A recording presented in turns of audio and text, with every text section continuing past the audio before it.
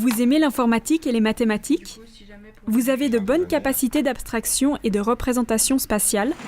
Une rigueur et une précision font également partie de vos qualités ? Alors découvrez le métier de géomaticien/géomaticienne.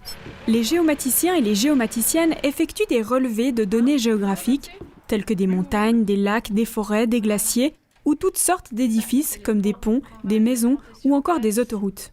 Ils ou elles saisissent, traitent et analysent à l'aide de systèmes informatiques parfois complexes les mesures prises sur le terrain. Ces données sont utilisées pour l'établissement des plans cadastraux, la mise à l'enquête de nouveaux bâtiments ou encore pour des travaux d'aménagement du territoire. Les géomaticiens et les géomaticiennes exercent leur activité aussi bien dans un bureau qu'à l'extérieur, par tous les temps. Ils ou elles peuvent se spécialiser dans l'une des 3 orientations suivantes: mensuration officielle, géo-informatique ou cartographie.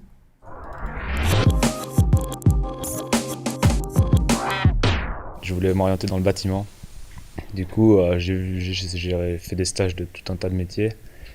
Puis j'avais géomètre et j'ai trouvé sympa plein de choses.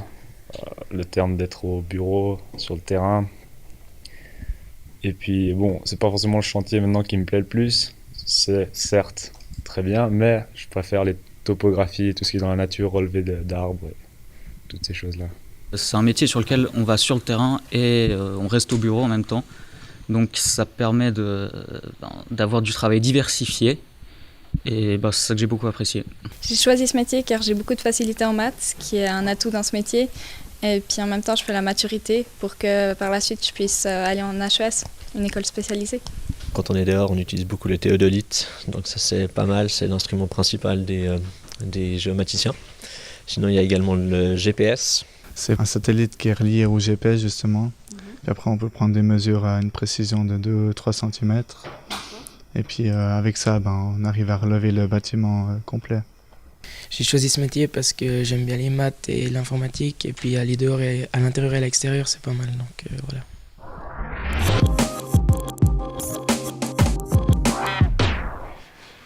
Alors notre entreprise, on est à peu près 40 employés, donc c'est une entreprise assez importante.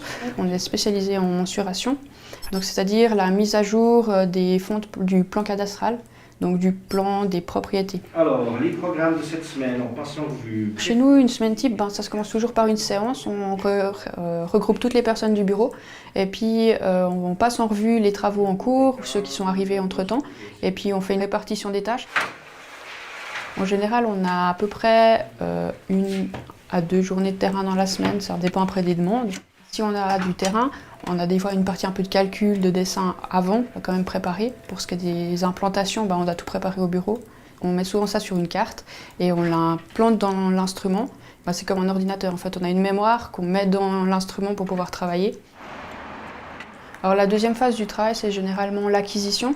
Ça permet d'aller, en fait, ce qu'on appelle l'acquisition, c'est aller chercher la donnée pour pouvoir la mettre après sur le plan.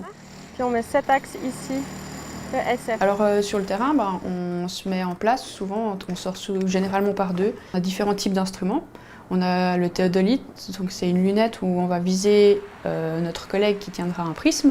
Et puis on prend des distances et on mesure des distances et des angles. Ok, merci. Après, on a aussi ce qu'on appelle un niveau. Et ça, c'est pour avoir des différences d'altitude, pour pouvoir savoir si le terrain il s'affaisse ou au contraire s'il remonte, ce genre de choses. Après, on a aussi le laser scanner, un gros appareil qu'on met sur un trépied qui va mesurer à l'aide d'un laser tout ce qui va nous entourer. Et après, on va avoir des données en 3 dimensions. On a aussi le drone, c'est un peu le dernier instrument qui est à jour maintenant, et c'est survoler une zone pour aussi avoir des données en 3 dimensions. Dans un premier temps, on va commencer par importer les photographies qui ont été acquises sur le terrain dans le logiciel dédié à cela. On va pouvoir contrôler d'une part la qualité des photos, qu'elles ne soient pas floues, qu'il n'y ait pas d'objet devant ce qu'on veut mesurer. Alors la 3e étape, c'est le traitement après terrain, parce que toutes les données qu'on aura acquises, il va falloir qu'on fasse un peu le tri. On va prendre les données qu'on avait dans l'instrument, on va les mettre dans l'ordinateur, et puis avec l'ordinateur, on va faire soit du dessin, soit du calcul, pour pouvoir avoir un plan propre. Dans notre entreprise, on est 30 collaborateurs, 15 qui sont spécialisés en mensuration et 15 autres qui sont spécialisés en géoinformatique, dont je fais partie. Donc la géoinformatique, c'est le traitement de données, afin de mettre à disposition ces dernières à des bureaux d'études, des bureaux d'architecture et aussi même à des services d'urgence comme la police, le 144, donc les ambulanciers. Alors, notre cycle de travail est fait de 3 étapes, l'acquisition, le traitement et la diffusion des données. L'acquisition se fait de différents moyens, soit par des vols d'avions, de drones, ou bien directement sur le terrain par des appareils comme des GPS ou des théodolites, ou aussi par l'acquisition, la numérisation de plans papier et qu'on rend ça en fait informatique. Ensuite, dans ce cycle de vie, on retrouve le traitement des données. Donc le traitement des données, c'est justement récupérer ces données qui sont des données de base qu'on va transformer pour en sortir des informations utiles. Alors on a des logiciels qui nous permettent de faire des analyses de ces données.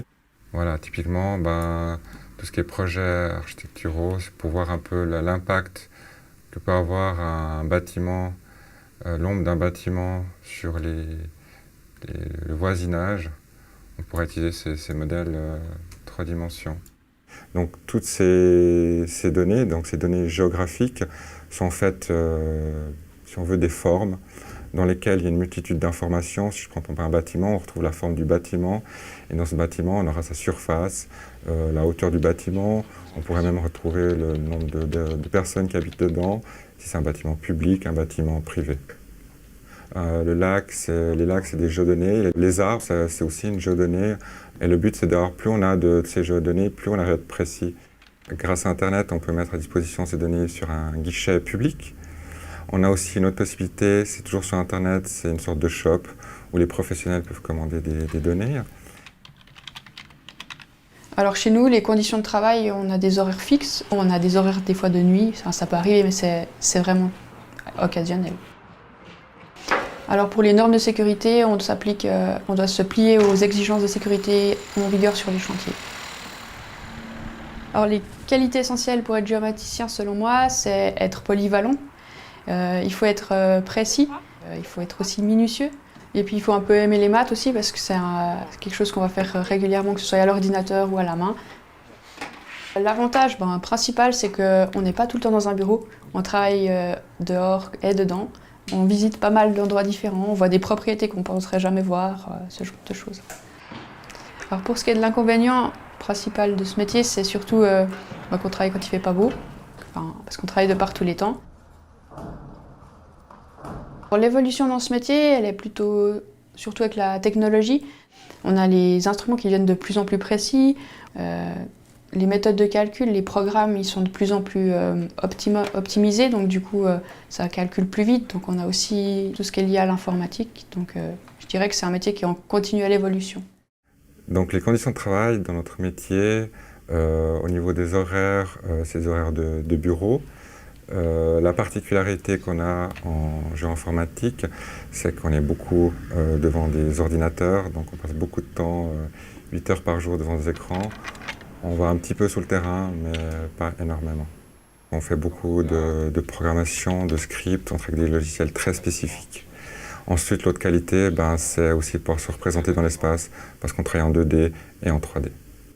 Les avantages de ce métier, c'est qu'il touche à plusieurs domaines, que ce soit au niveau urbanisation, danger naturel, sécurité, par exemple. Des inconvénients, moi j'en vois pas beaucoup, peut-être le fait d'être tout le temps au bureau, devant l'ordinateur, ça peut pour certaines personnes être un inconvénient. C'est un métier qui évolue beaucoup et qui suit un peu les tendances et les technologies qui se font. On a vu l'arrivée des drones, c'est quelque chose qu'on utilise beaucoup dans notre métier. Et voilà, on est en permanence, on va dire, à point de la technologie. Entre autres, une évolution que je vois qui arrivait très vite chez nous, c'est tout ce qui est réalité augmentée, réalité virtuelle. Alors ce que j'aime beaucoup dans mon métier, c'est qu'en fait, tout ce qui nous entoure, le monde qui nous entoure, on arrive à transmettre ça d'une façon informatique pour ensuite pouvoir analyser et voir des choses qu'au final, on n'arrive pas à voir comme ça tous les jours quand on est à l'extérieur. Ce que j'aime dans ce métier, c'est qu'il peut y avoir des surprises. Donc l'autre jour, on est allé implanter sur le lac, donc on a intervenu sur une barque et puis on devait implanter un point au milieu du lac et puis c'était incroyable, ça changeait.